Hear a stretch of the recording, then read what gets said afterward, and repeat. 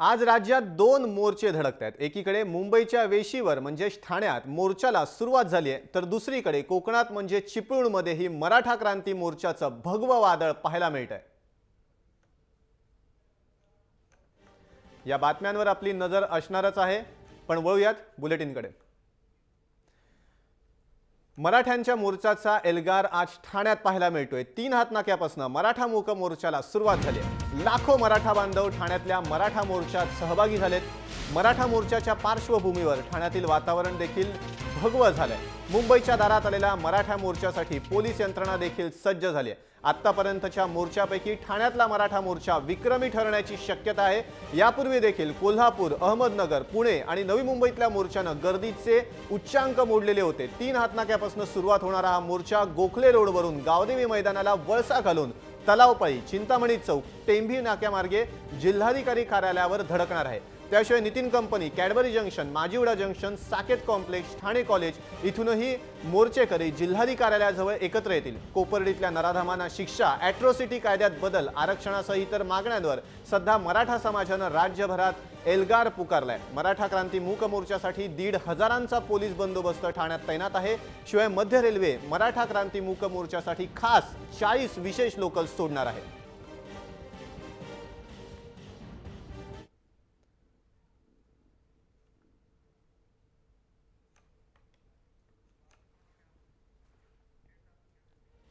आपल्यासोबत आहेत ठाण्यावरनं राजू सोनावणे, आपले प्रतिनिधी आहेत। राजू सोनावणे आणि निकेश शार्दूल आपले दोन्ही प्रतिनिधी आता ठाण्याचा मराठा क्रांती मूक मोर्चा कव्हर करतायत। थेट जाणून घेऊयात राजू, काय आता परिस्थिती आहे? मोर्चाला कारण सुरुवात झालेली आहे, कशा प्रकारे हे भगवं वादळ ठाण्यात धडकलंय? ठाण्यातील मराठा क्रांती मूक मोर्चाला सुरुवात झालेली आहे। पाहतोय आपण हा 3 हात नाक्यापासून निघालेला मूक मोर्चा आहे आणि याच मराठा क्रांती मोर्चामध्ये अनेक तरुण जे आहेत ते सहभागी झालेले पाहायला मिळतात। लाखोच्या संख्येने जे आहे ते या ठिकाणी तरुण सहभागी झालेले आहेत। हा मोर्चा सुरू झालेला आहे 3 हात नाक्यावरून आणि थेट हा कलेक्टर ऑफिसवरती जाणार आहे। अनेक मागण्या आहेत, जसं ॲट्रॉसिटीचा गैरवापर टाळा, त्याचप्रमाणे आरक्षण असेल किंवा इतर मागण्यांसाठी हा निघालेला मोर्चा आहे। लाखोच्या संख्येने हा मोर्चा निघालेला आहे। अनेक जिल्ह्यांमध्ये मोर्चा निघाल्यानंतर आज ठाणे जिल्ह्यात सुद्धा हा मोर्चा निघालेला पाहायला मिळतोय। हा नेमका मोर्चा कसा असणार आहे हे जाणून घेण्यासाठी आपल्यासोबत ठाण्याचे प्रतिनिधी निकेश शार्दूल आहेत। निकेश, काय सांगाल, हा जो मोर्चा आहे कशा प्रकारचा रूट असणार आहे आणि किती लोक साधारणतः सहभागी होण्याचं आयोजकांनी सांगितलेलं आहे? नक्कीच हा जो मराठा क्रांती मोर्चा जो आहे तो लाखोच्या संख्येने इथे जमलेला आहे। या पूर्ण मोर्चाचं नेतृत्व आहे त्यावेळी जर वाहतूक विभाग असेल, वाहतूक विभागाने हा संपूर्ण जो ठाणे शहराचे जे महत्त्वाचे रस्ते आहेत जिथे वाहतूक कोंडी होणार नाही त्या कारणास्तव संपूर्ण महत्त्वाचे रस्ते हे संपूर्णपणे जे आहेत ते बंद केलेले आहेत। नागरिकांना, प्रवाशांना सूचना करण्यात आलेल्या आहेत की जेव्हा जर गरज असेल तरच घराच्या बाहेर पडू नका, जेणेकरून वाहतूक कोंडी ही टाळता येईल। जर मोर्चाचं जर नेतृत्व बघितलं तर ह्या मोर्चामध्ये युवा पिढी आणि तरुणी मोठ्या प्रमाणात आपल्याला बघायला मिळतील। या संपूर्ण मोर्चाचं जे नेतृत्व आहे ते महिलांकडे सोपवण्यात आलेलं आहे। महिला ज्या आहेत या मोर्चामध्ये सर्वात प्रथम आपल्याला दिसायला मिळतील। त्याचप्रमाणे जे जिल्हाधिकारी आहेत त्यांना निवेदन जे आहे या निवेदन जे आहे ते देखील महिलाच देणार आहेत। 5 मुली जे आहेत त्या जिल्हाधिकाऱ्यांना ते संपूर्ण निवेदनाचं काम पाहणार आहेत।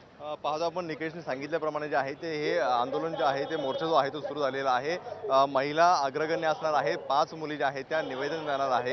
या सगळ्या मागण्या घेऊन ज्या आहेत ते लाखोच्या संख्येने या ठिकाणी आल्याचं पाहायला मिळतंय। साधारणतः लाखो या ठिकाणी या मोर्चाला सहभागी होणार असल्याचं आयोजकांनी सांगितलेलं आहे। मोर्चाला सुरुवात झालेली आहे। हा मोर्चा जो आहे तो 3 हात नाक्यावरून थेट कलेक्टर ऑफिसला जाणार आहे आणि आपल्या मागण्यांचं जे आहे ते निवेदन कलेक्टरला देणार आहे। एकूण पाहिलं का अनेक पालघर असेल, ठाणे असेल, नवी मुंबईतून अनेक जे आहे ते मराठा समाजातील तरुण असतील किंवा अनेक नेते सुद्धा ठिकाणी आलेले आपल्याला पाहायला मिळत आहेत। हा नेमका मोर्चा आता किती मोठा असणार आहे आणि सगळ्यात महत्त्वाचं म्हणाल तर या ठिकाणी चोख पोलीस बंदोबस्त ठेवलेला आहे। जवळपास 100 पोलीस अधिकारी आणि 600-700हून अधिक पोलीस कर्मचारी जे आहेत ते तैनात केलेले आहेत। अनेक ठिकाणचे रस्ते जे आहेत ते वळवलेले आहेत, कुठल्याही प्रकारची जे ट्रॅफिक होणार नाही अशा प्रकारची काळजी घेतलेली आहे। मात्र हा मोर्चा निघत असताना नेमकं या मोर्चामधील ठाण्यातील जे काही राजकीय नेते आहेत ते कोण सहभागी होणार आहेत हे पाहणं सुद्धा तेवढंच महत्त्वाचं राहणार आहे। नक्की धन्यवाद राजू, दिलेल्या संपूर्ण माहितीबद्दल। या मोर्चाचे अपडेट्स वेळोवेळी आम्ही तुझ्याकडून घेत राहू।